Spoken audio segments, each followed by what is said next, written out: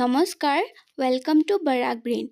আজি মই তোমালোকৰ কাৰণে অসম ছিৰিজৰ পাৰ্ট 4 লৈ আহিছোঁ। আমি লাষ্ট চুতীয়া কিংডমলৈকে পঢ়িছিলোঁ। আজি আমি কোচ কিংডম আৰু কছাৰী কিংডমৰ বিষয়ে পঢ়িম। আজি আমাৰ ফাৰ্ষ্ট কুৱেশ্যনটো চাওঁ। The ancient ruins associated with the early capital of the Kachari kingdom, featuring numerous monolithic pillars, are located in which present-day city? প্ৰথম কছাৰী ৰাজ্যৰ ৰাজধানীৰ লগত জড়িত আৰু বহুতো পাথৰৰ স্তম্ভ থকা প্ৰাচীন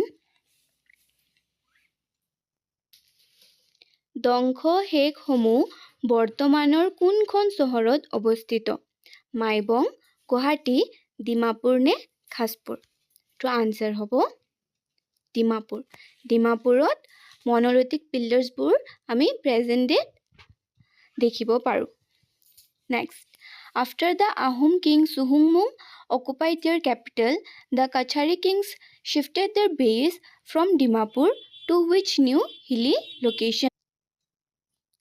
আহোম ৰজা চুহুংমুঙে কছাৰীৰ ৰাজধানী দখল কৰাৰ পিছত কছাৰী ৰজাসকলে ডিমাপুৰৰ পৰা তেওঁলোকৰ নতুন পাহাৰীয়া ঘাটিটোলৈ স্থানান্তৰ কৰিছিল। সেই স্থানটো কি আছিল? ৰংপুৰ, যোৰহাট, মাইবং, শিৱসাগৰ। আনসাৰ হ'ব Maibong. Next question. The Kachari kingdom is often referred to by which mythological name derived from a figure in the Mahabharata? Kachari ৰাজ্যক সাধাৰণতে মহাভাৰতৰ এটা চৰিত্ৰৰ পৰা উদ্ভৱ হোৱা কি পৌৰাণিক নামেৰে জনা যায়? Kamrup kingdom, Hidimba kingdom, Chutia kingdom নে আহোম কিংডম? কামৰূপটো নহ'ব, চুতীয়াও নহ'ব, বিকজ আমি কাছাৰী কিংডম বিষয়ে পঢ়ি আছোঁ। আহোম কিংডমো নহ'ব, চ' কি হ'ব? হিড়িম্বা কিংডম। হিড়িম্বা কোন আছিল? ঘটোৎকচৰ wife. Okay. Which Ahom king is credited with occupying the Kachari capital of Dimapur in the early 16th century? 16 শতিকাৰ আৰম্ভণিতে কছাৰীৰ ৰাজধানী ডিমাপুৰ দখল কৰাৰ বাবে কোনজন আহোম ৰজাক কৃতিত্ব দিয়া হয়? ৰুদ্ৰসিংহা, প্ৰতাপ সিংহা, চুকাফা, চুহুংমুং। ৰুদ্ৰসিংহা আৰু প্ৰতাপ সিংহাটো নহ'ব, ইহঁতে বহুত পিছত আহিছিলে। চ' এইটোৰ আনসাৰ হ'ব চুহুংমুং। What was the final capital of the Kachari kingdom situated in the Kachar plains before it was annexed by the British in 1832? কাছাৰৰ সমতলত অৱস্থিত কছাৰী ৰাজ্যৰ শেষৰটো ৰাজধানী কি আছিল, যি 1832 চনত ব্ৰিটিছৰ দ্বাৰা সংযুক্ত কৰা হৈছিল? ডিমাপুৰ, মাইবং, খাছপুৰ, হাফলং। এতিয়া আমাৰ অপশ্যনছবোৰ অলমষ্ট কমন হয়, চ' ইয়াতে গেছ কৰাটো অলপমান টাফ হৈ যায়। চ' এইবিলাক ফেক্টছ হয়, এইবিলাক বহুত ভালকৈ মনত ৰাখিব লাগিব। চ' এইটো আনসাৰ হ'ব খাছপুৰ, ইহঁতৰ last capital. Who is considered the founder of the Kuch dynasty? Question number 5 লৈকে আমি কছাৰী কিংডমলৈকে পঢ়িছিলোঁ। এতিয়া আমি কোচ ৰাজবংশীৰ কথা পঢ়িম।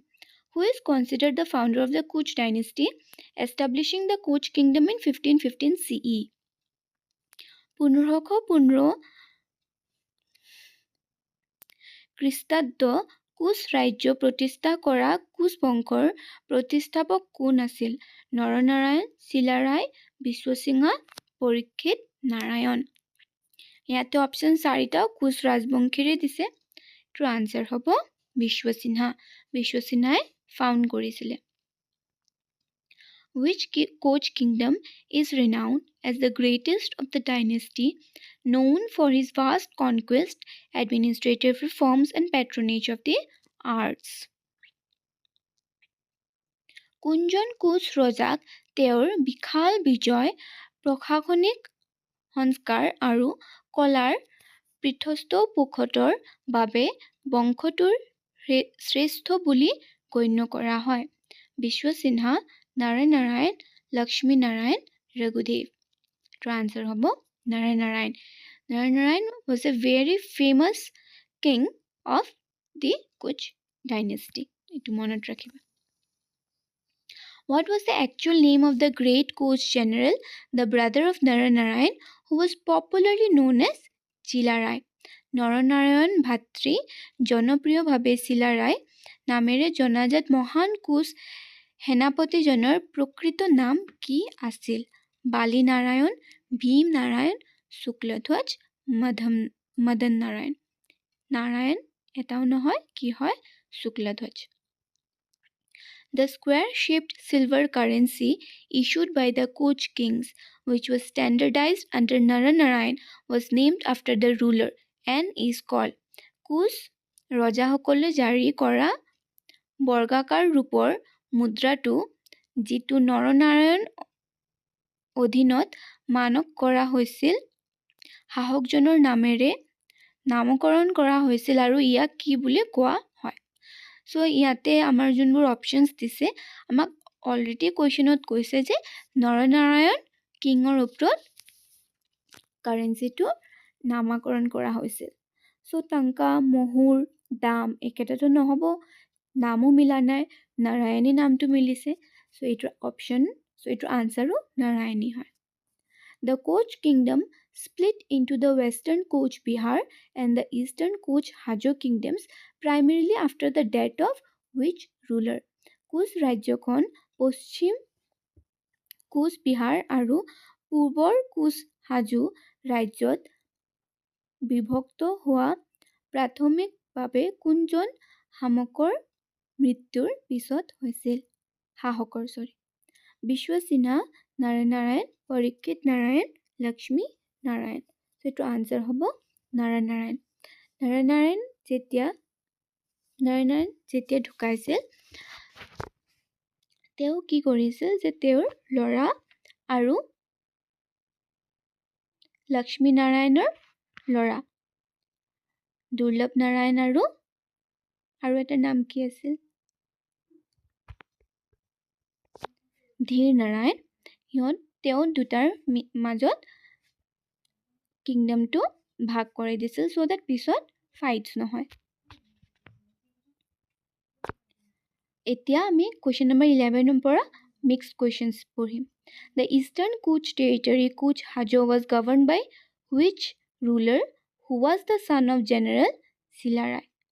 পূবৰ কোচ অঞ্চল কোচ হাজো সেনাপতি চিলাৰায়ৰ পুত্ৰ কোনজন শাসকৰ দ্বাৰা শাসিত হৈছিল? বালি নাৰায়ণ, লক্ষ্মী নাৰায়ণ, ৰঘুদেৱ, প্ৰাণ নাৰায়ণ। এইটো আনচাৰ হ'ব Raghudev. The political and geographical boundary that separated the Koch Bihar and Koch Hajo kingdoms was primarily marked by which river? Koch Bihar আৰু Koch Hajo ৰাজ্য দুখনক পৃথক কৰা ৰাজনৈতিক আৰু ভৌগোলিক সীমাৰেখাডাল মূলত কোনখন নদীৰ দ্বাৰা নিৰ্ধাৰণ কৰা হৈছিল? ব্ৰহ্মপুত্ৰ, মানস, সংকোচ নে তোৰছা? তো আনচাৰ হ'ব সংকোচ river. The Kachari kingdom belonged to which broad ethno-linguistic group whose people call themselves Dimasa? Kachari ৰাজ্যখন কোনটো বৃষ জাতি ভাষিক গোটৰ অন্তৰ্গত আছিল, যাৰ লোকসকলে নিজকে ডিমাছা বুলি কয়? আহোম, শান, বড়ো কাছাৰী, ম্লেচ্ছা। তো আনচাৰ হ'ব বড়ো কাছাৰী। ইয়াতে যোনটো 4 নম্বৰ অপশ্যন দিছে ম্লেচ্ছা একচুৱেলি কোনো লিংগুইষ্টিক গ্ৰুপ নহয়, এইটো নাম দিয়া হৈছিল ভগদত্তত। অ'কে, ইয়াতে মেচ হ'ব লাগিছিল, অপশ্যনটো চাগে ভুল দিয়া হৈছে। মেচ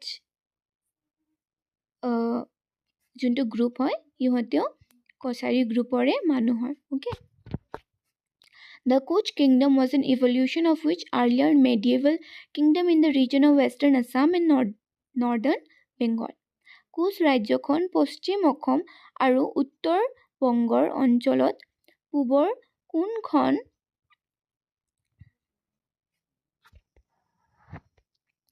মধ্যযুগীয় ৰাজ্যৰ পৰা বিকশিত হৈছিল? চুতীয়া কিংডম, গড় kingdom, কামাতা kingdom, Jaintia kingdom. Answer হ'ব কামাতা kingdom. Both the Kachari and the Koch kingdoms had recurrent conflicts with which powerful neighboring kingdom that eventually came to dominate the Brahmaputra Valley for centuries. Kachari আৰু কোচ এই দুইখন ৰাজ্যৰ কোনখন শক্তিশালী ওচৰৰ ৰাজ্যৰ সৈতে বাৰে বাৰে সংঘাত হৈছিল, যি ৰাজ্যই শেষত বহু শতিকা ধৰি ব্ৰহ্মপুত্ৰৰ উপত্যকাত প্ৰভাৱ বিস্তাৰ কৰিছিল। Mughal empire, Tripura kingdom, Ahom kingdom, Bhutanese kingdom. তো আনচাৰ অফক'ৰ্ছ আহোম কিংডমে হ'ব। আহোম কিংডমৰ লগতে কছাৰী আৰু কোচ কিংডমৰ বহুতবাৰ কনফ্লিক্ট হৈছিলে আৰু শেষত গৈ সিহঁতে আহোম কিংডমৰ ভিতৰত আহি গৈছিলে।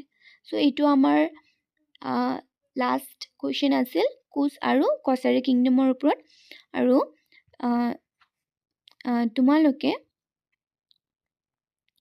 আগতে কছাৰী আৰু কোচ কিংডম বিষয়ে পঢ়ি ল'বা, then you can see the video'. তেতিয়া কি হ'ব যে ভিডিঅ'টো বেছি বেনিফিট হ'ব। আৰু নেক্সট আমি মেডিয়েভেল আছাম হিষ্ট্ৰী ষ্টাৰ্ট কৰিম। আমাৰ এনচিয়েণ্টটো শেষ হ'ল আৰু আমাৰ কিংডমছবোৰ শেষ হ'ল। চ' ফৰ টুডে বাই বাই।